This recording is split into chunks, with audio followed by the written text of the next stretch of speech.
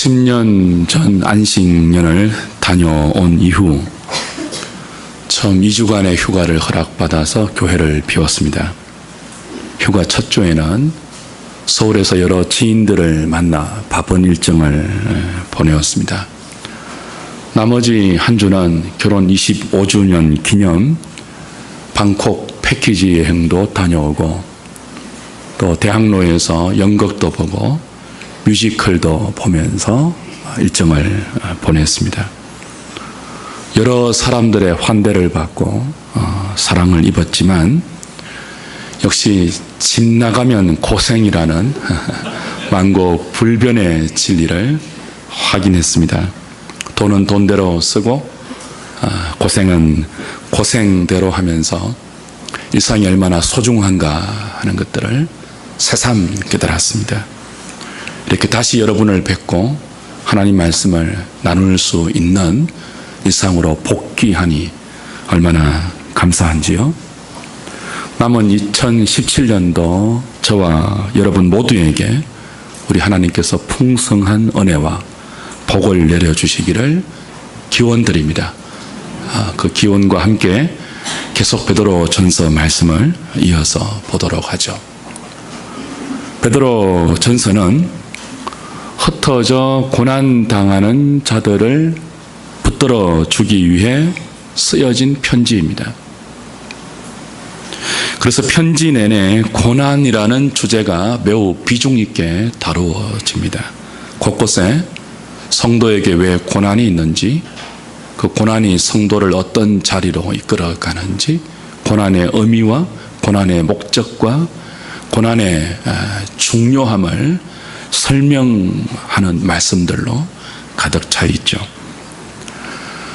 그런데 이 편지를 쓰고 있는 베드로가 사실은 고난을 잘 이해하지 못했던 사람이에요.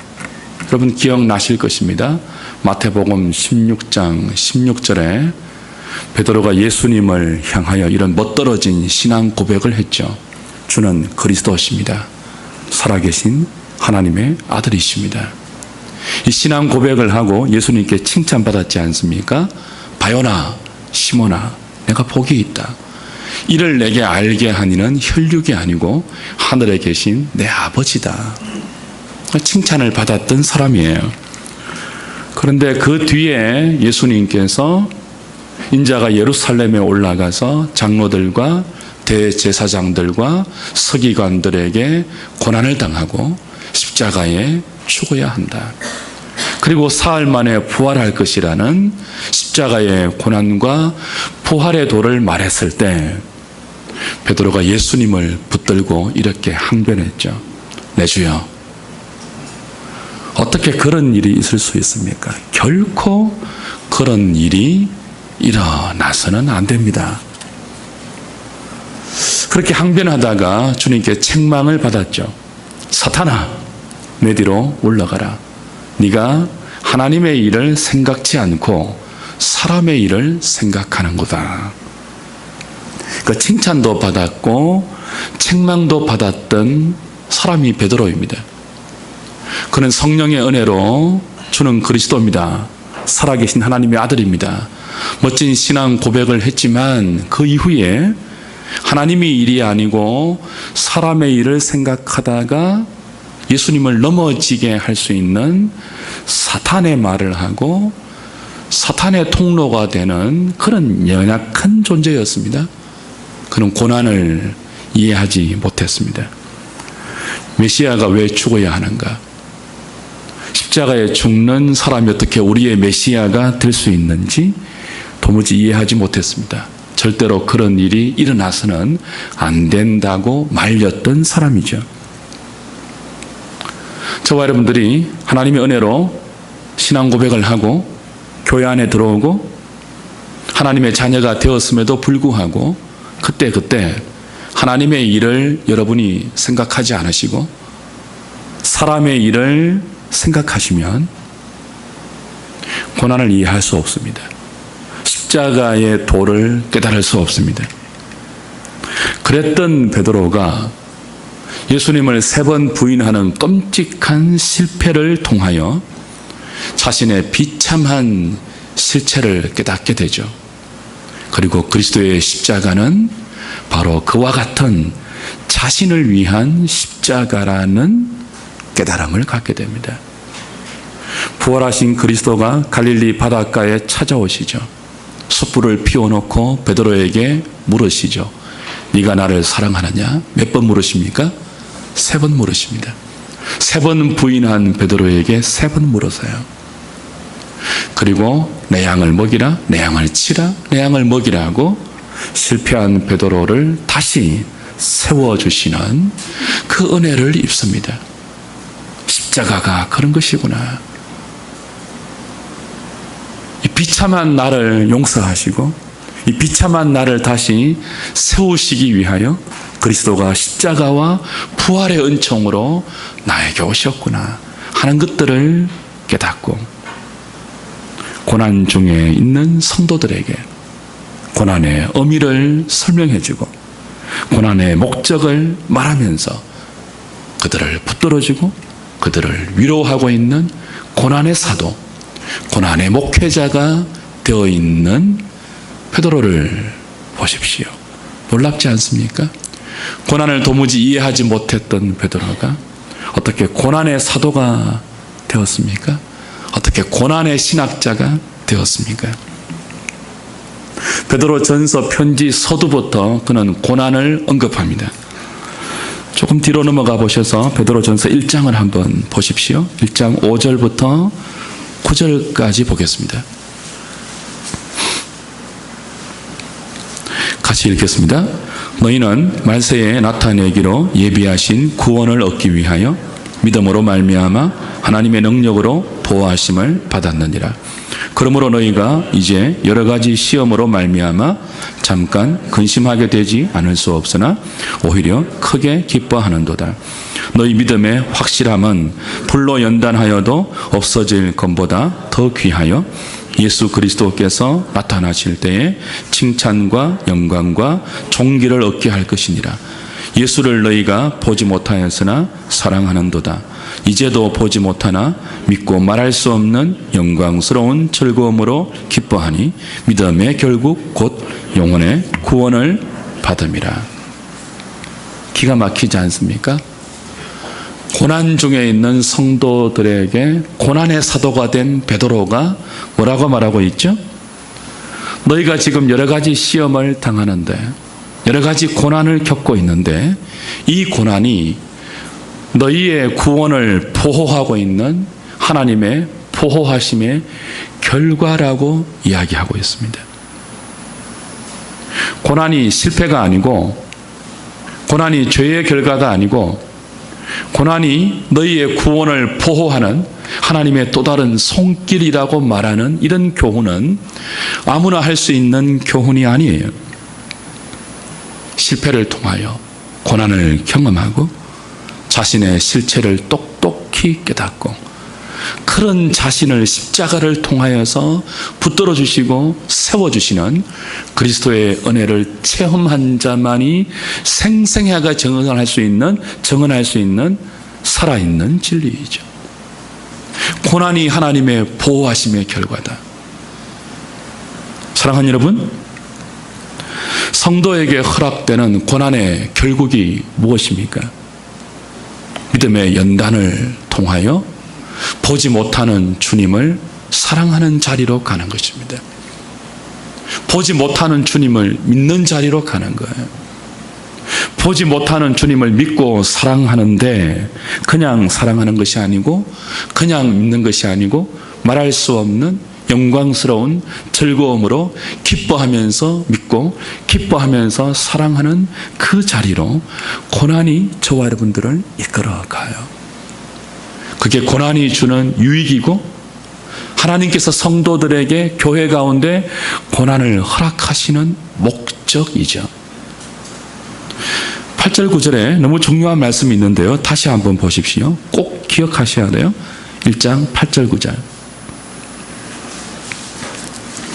예수를 너희가 보지 못하였으나 사랑하는도다.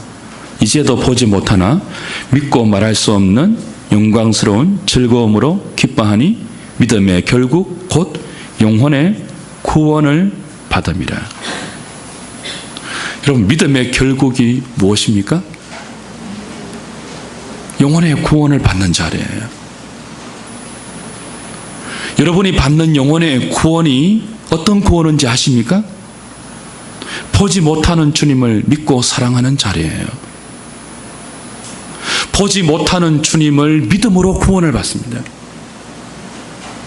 여러분이 주님을 본 적이 없잖아요. 근데 그 보지 못하는 주님을 사랑하는 그 사랑으로 여러분은 구원에 이릅니다. 그냥 믿는 게 아니죠. 그냥 사랑하는 게 아니죠. 보지 못하는 주님을 믿는데, 여러분이 보지 못하는 주님을 사랑하는데 말할 수 없는 영광스러운 즐거움으로 기뻐하면서 그분을 믿고 그분을 사랑하는 것, 그것이 믿음의 결국 곧 영혼의 구원이에요. 십자가는 그걸 위해 허락된 하나님의 은혜입니다. 저와 여러분들을 그 자리로 이끄는 것이 삼위 하나님의 은혜이죠. 베드로 자신이 그것을 경험했습니다. 그는 주님을 보았지만 주님의 십자가와 부활의 도를 깨닫지 못했습니다.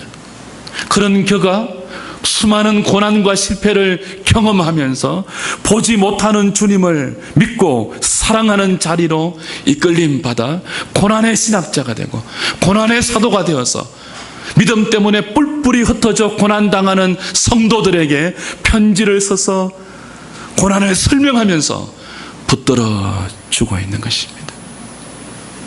너희가 보지 못하는 주님을 믿고 사랑하는데 말할 수 없는 영광스러운 즐거움으로 기뻐하면서 사랑하는 자리로 하나님께서 고난을 통하여 너희들을 보호하고 있고 그 자리로 너희들을 이끌어서 믿음의 결국 곧 영혼의 구원을 얻게 하실 거다. 그러니 고난이 있지만 낙심하지 말라는 거예요. 그러니 그 고난이 너희들을 잠시 근심하게 할 것이지만 오히려 그 고난의 목적과 고난의 유익을 알고 크게 기뻐하라는 것입니다. 여러분, 우리의 믿음은 이 자리까지 가도록 삼위 하나님 사이에 은원되어 있습니다. 만세전에 그리스도 안에서 계획되어 있습니다. 저와 여러분들의 구원이 어디까지 간다고요? 보지 못하는 주님을 말할 수 없는 영광스러운 즐거움으로 기뻐하면서 여러분이 사랑하는 자리로 가는 것이 하나님의 뜻입니다. 그냥 예수 믿고 천당 가는 게 전부가 아니에요. 여러분이 지금 이대로 이 믿음 그대로 만족하는 것이 하나님의 뜻이 아니에요.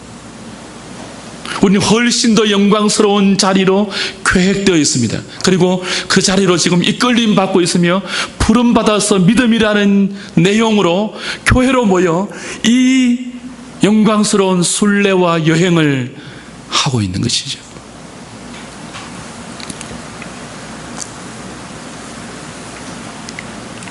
왜 우리가 이 땅에 남아서 교회를 이루고 있죠? 왜 우리가 인생이라는 시간을 허락받아서 수많은 고난과 실패를 경험하면서 성화의 삶을 이루어가죠? 바로 이 자리에 가기 위해서입니다. 보지 못하는 주님을 믿고 사랑하되 말할 수 없는 영광스러운 즐거움으로 기뻐하면서 사랑하는 그 자리의 말입니다. 아무나 받을 수 있는 복이 아니죠. 누구나 누릴 수 있는 은혜가 아니죠. 오직 만세전에 그리스도 안에서 택함 받은 자들에게만 허락된 복이고 허락된 은혜입니다. 십자가의 한편 강도가 죽기 전에 낙원을 허락받았습니다.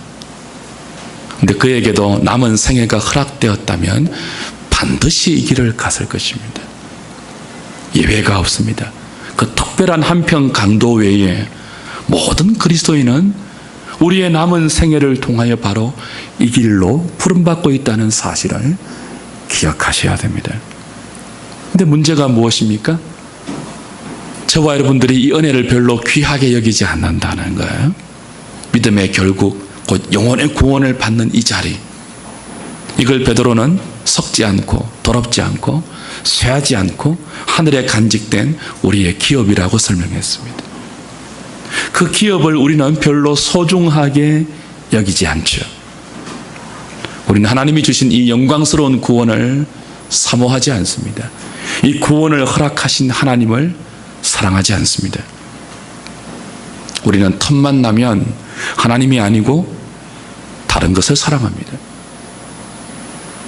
우리는 눈에 보이지 않는 주님을 말할 수 없는 영광스러운 즐거움으로 기뻐하는 것이 아니고 눈에 보이는 썩고 더럽고 쇠하여지는 것들을 훨씬 더 많이 사랑하고 소중하게 붙들고 그걸 기뻐하고 즐거워하는 인생들입니다. 우리는 하나님을 마음을 다해 사랑하지 않습니다. 물어보십시오. 여러분 자신에게. 우리는 마음을 다해 하나님보다 돈을 더 사랑합니다. 여러분이 마음을 다해 말할 수 없는 영광스러운 즐거움으로 기뻐하는 것은 하나님보다 세상이 아니던가요? 우리는 생각보다 완악한 인생들입니다.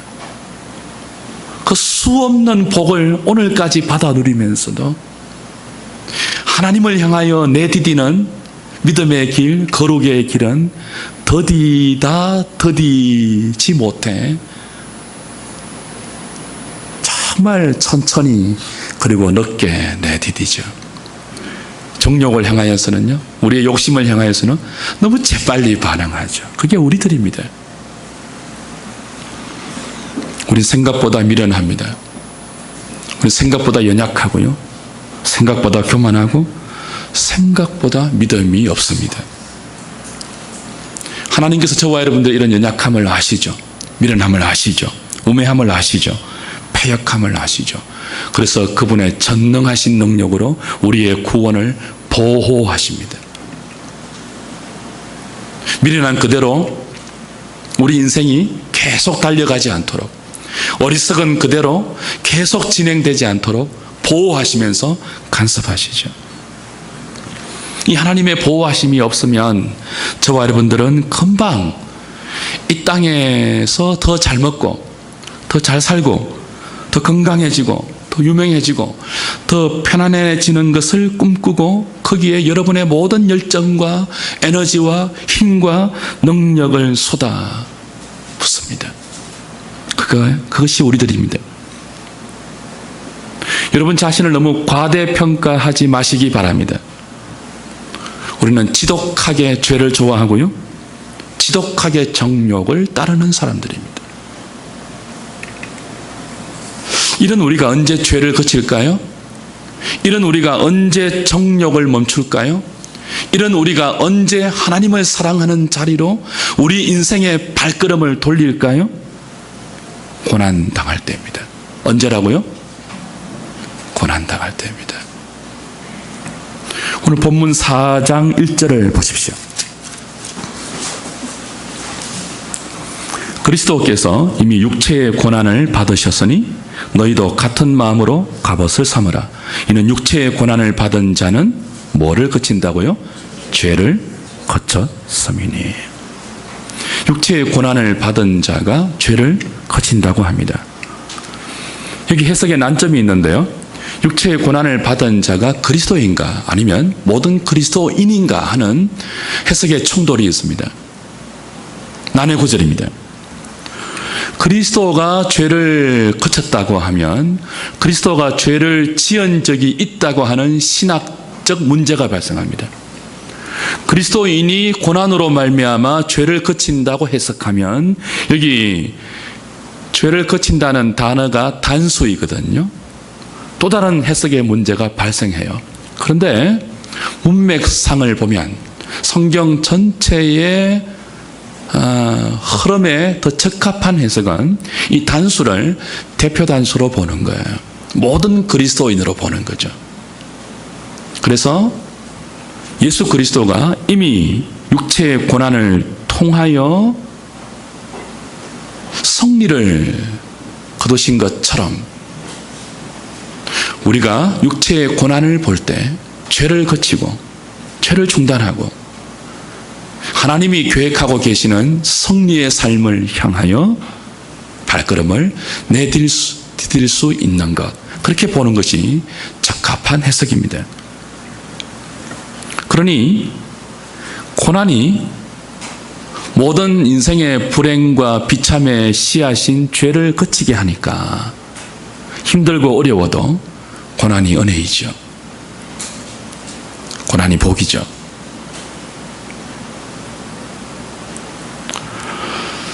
근데 아무리 고난이 우리의 죄를 거치게 하는 하나님의 은혜의 방편이라 할지라도 쉬운 고난이 없지 않습니까? 모든 고난은 고통스럽거든요. 어렵거든요.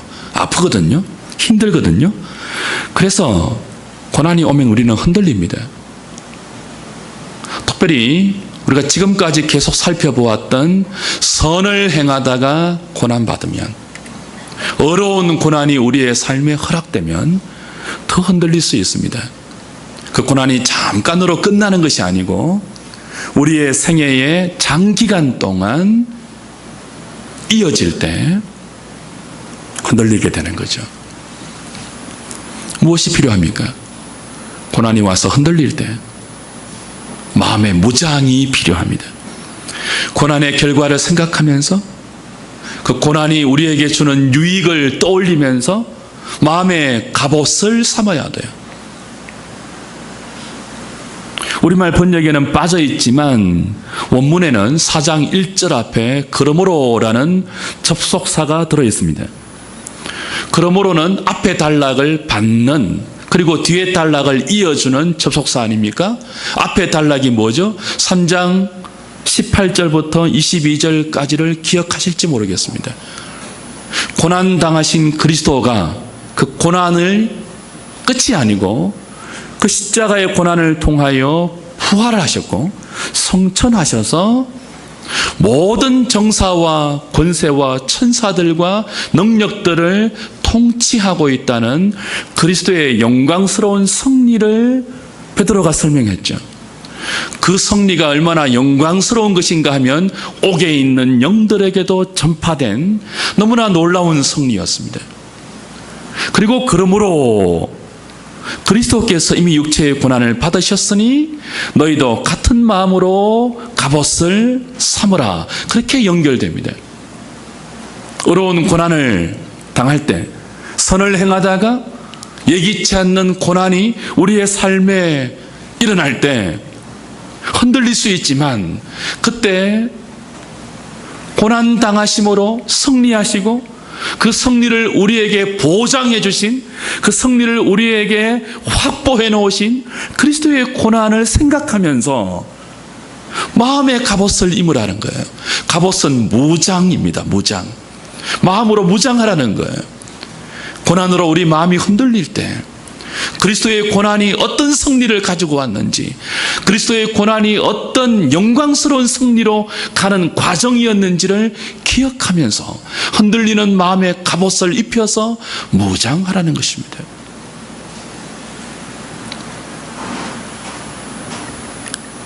고난이 끝이 아닙니다. 고난은 장차 우리가 입을 영광스러운 구원을 위한 필수적인 과정입니다. 이 고난이 없으면 저와 여러분은 이미 받은 구원, 장차 얻을 영광스러운 구원을 소중하게 생각하지 않는 연약한 인생입니다. 이 고난이 없으면 나는 죄를 거치지 않습니다.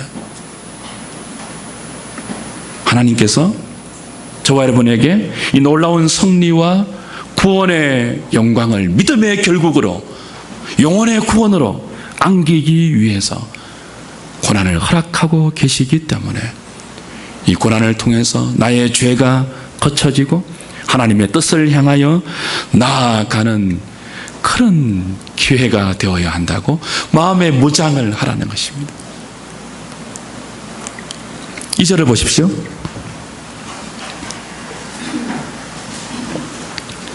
같이 읽을까요? 그 후로는 다시 사람의 정욕을 따르지 않고 하나님의 뜻을 따라 육체에 남은 때를 살게 하려 함이라. 이것이 우리의 구원을 보호하고 계시는 하나님께서 고난을 허락하시는 이유입니다. 고난을 통해서 죄를 거치고 육체의 남은 때를 더 이상 사람의 정욕을 쫓지 않고 하나님의 뜻을 따라 살게 하기 위해서 고난이 주어집니다. 여러분 한번 물어보십시오. 여러분의 삶을 돌아보십시오. 정직하게 대답해 보십시오. 여러분은 지금 사람의 정욕을 따라 살지 않습니까? 여러분에게 하나님의 뜻을 향하여 여러분의 삶이 쳐서 복종되는 순간이, 그런 시간이, 그래서 여러분에게 허락되는 여호와의 선하심을 맛보아하는 기쁨과 감격이 어느 정도입니까? 여러분은 죄를 이기고 계십니까? 여러분에게 하나님의 뜻은 얼마나 소중합니까? 여러분의 계획, 여러분의 목표, 여러분의 소원, 그것과 비교해서 여러분을 향하여 만세 전부터 그리스도 안에서 계획되어 있는 하나님의 뜻을 아는 데에 여러분은 얼마나 마음을 쏟고 계십니까? 하나님의 기뻐하시고 온전하시고 선하신 뜻을 여러분의 온 생애 가운데 기쁘게 받아서 그 뜻에 여러분의 삶과 정신과 생각을 쳐서 복종하고 계시는지요? 아니면 여러분의 육체의 남은 때를, 여러분의 육체의 지금을 세상 풍조에 따라 흘러가는 대로, 이끄는 대로 사람의 정욕과 어리석은 유행을 따라 내어 맡기고 계십니까? 하나님의 보호하심이 여러분에게 있다면, 하나님께서 여러분의 삶을 보지 못하는 주님을 믿되, 보지 못하는 주님을 사랑하되, 그냥 사랑하는 것이 아니고, 그냥 믿는 것이 아니고, 말할 수 없는 영광스러운 즐거움으로 기뻐하면서 그분을 믿고 그분을 사랑하는 자리로 이끌기 위해서라면, 여러분의 삶을 그냥 지금 이대로 내버려 두셔도 괜찮은 것일까요? 정직하게 물어보시고 정직하게 답변해 보십시오. 여러분은 지금 이대로 주님을 사랑한다고 말씀하실 수 있는지요?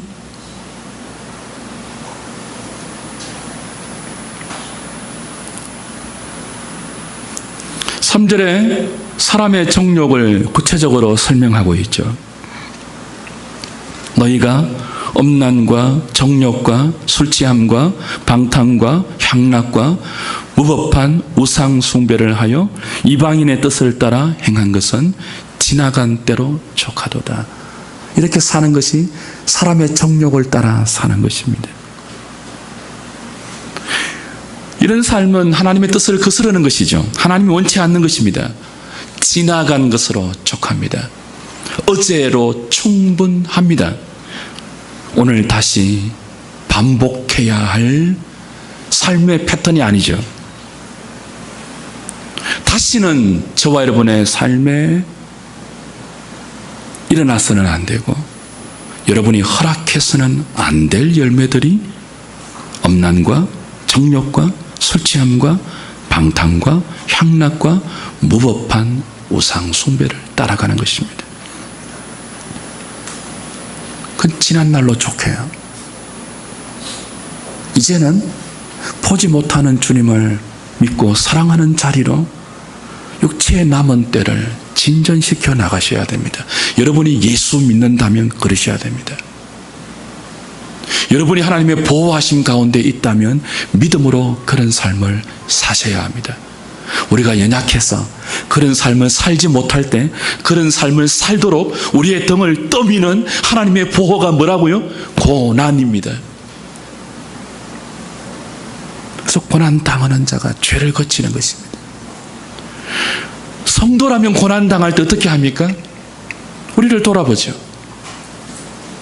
그 고난이 우리를 깨트려서 우리 속에 있는 것들이 다 쏟아져 나오면 그걸 발견하고, 내가 이렇게 살았구나, 주 앞에 회개하면서 다시는 사람의 정욕을 따라 살지 않고 주의 뜻을 따라 살고 싶습니다. 엎드려 기도하게 되죠. 언제요? 고난당해서 깨트려질 때입니다. 그런데 이 고난이 그런 유익이 있고 그런 목적이 있음을 알고 있음에도 불구하고 우리를 깨트리는 고통이기 때문에 고난이 올 때 흔들린단 말이죠. 흔들리기 때문에 뭐 해야 되죠? 이미 육체로 고난 당하시고 그 고난을 통하여 우리에게 승리를 확보해 놓으신 그리스도의 고난을 생각하면서 마음의 갑옷을 삼으라는 거예요. 흔들리지 말라는 거예요. 사랑하는 여러분, 그리스도의 십자가가 우리에게 자유를 주셨죠. 그러나 이 자유는 죄로부터의 자유인 동시에 거룩을 향한 자유입니다. 십자가가 우리에게 주신 자유는, 부활이 우리에게 허락하신 생명의 자유는 죄를 지으면서도 용서해 주시겠지 라는 식으로 우리 인생을 방치해 두기 위한 자유가 아니고, 이 자유는 여러분이 보지 못하는 주님을 더 신실하게 믿으시고 그분을 사랑하고 그분을 즐거워하고 그분을 기뻐하고 그분의 말씀을 온 마음으로 받아들이는, 그걸 위해서 주어진 생명이고 자유입니다.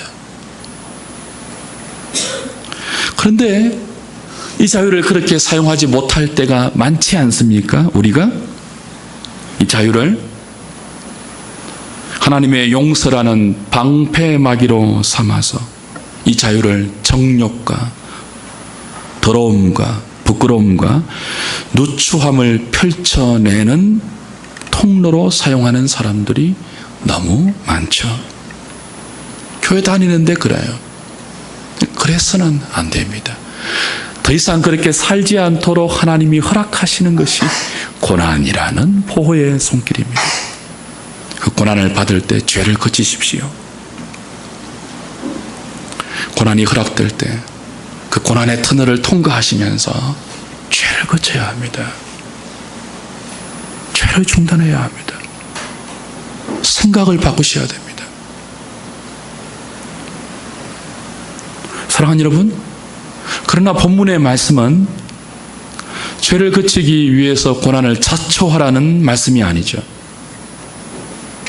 믿음으로 살면, 말씀을 따라 선을 행하면, 말씀을 따라 어려운 길을 선택하면 반드시 고난이 동반됩니다.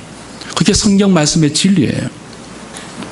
우리가 이미 확인한 2장 21절 말씀, 3장 17절 말씀이 무엇이었습니까?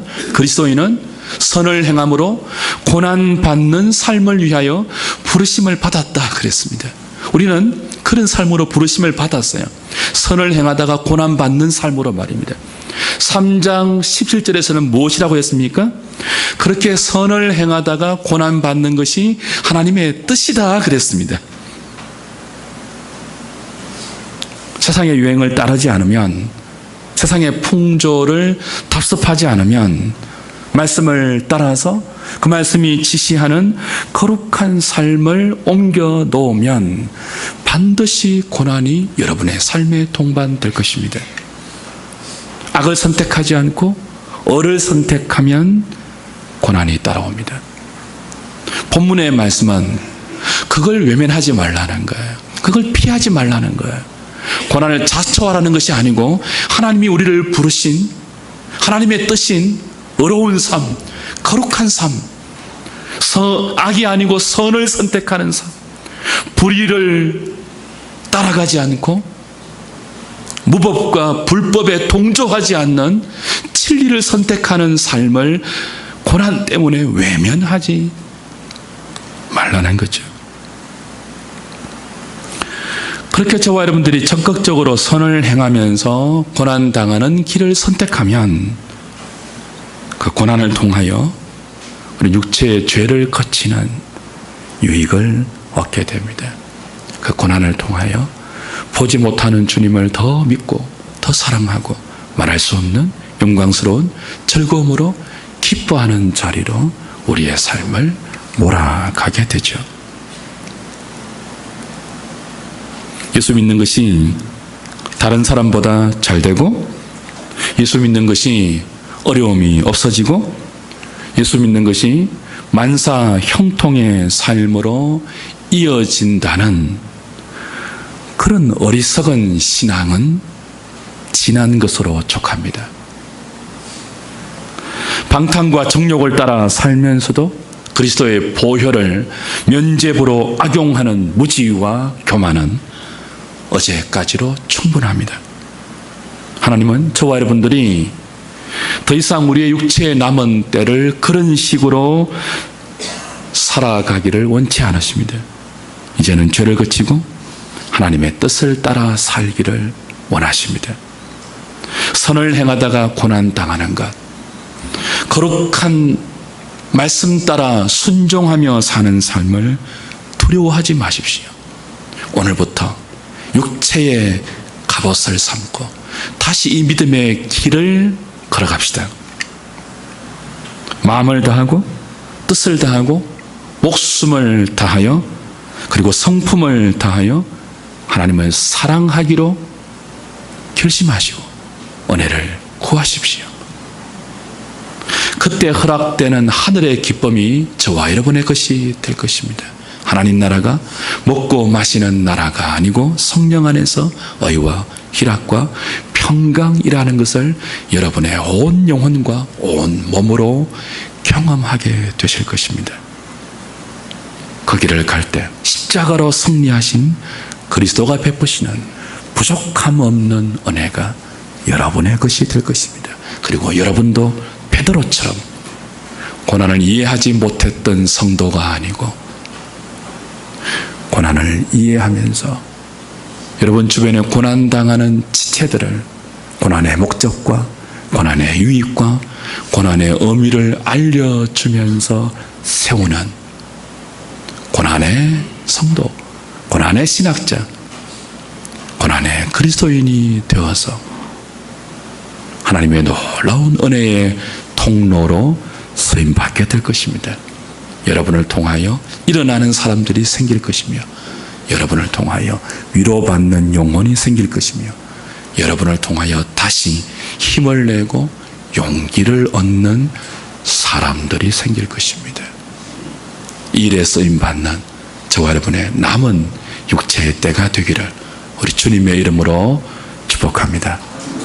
기도하겠습니다.